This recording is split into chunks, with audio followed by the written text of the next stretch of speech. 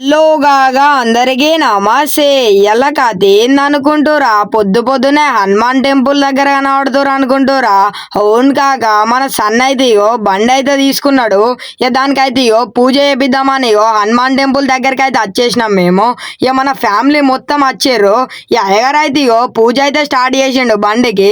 ఇక మీకైతే బండి అయితే చూపెడతా. బండి అయితే బయట ఉన్నది. అయ్యగారు అయితే పూజ అయితే చేస్తాడు. ఇక అలాగే ఇవాళ మంచి రోజు భయ్య.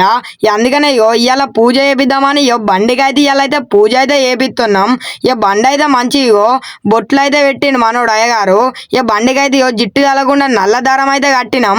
ఈ అయ్యగారు చూసి పూల దండ అయితే వేసేసిండు. ఇక బండి లుక్ అయితే ఇట్లున్నది భయ్య. ఇక ముందటైతే మంచిగా బొట్టు అయితే ఓమాన్ అయితే రాసేసిండు.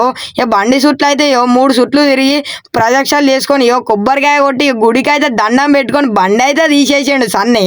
ఇక చూడుర్రి ఇక మీరు బండి మీద ఎట్లున్నాడో. బాయ్ ఫ్రెండ్స్, ఇంకోలా కలుద్దాం. Please do subscribe.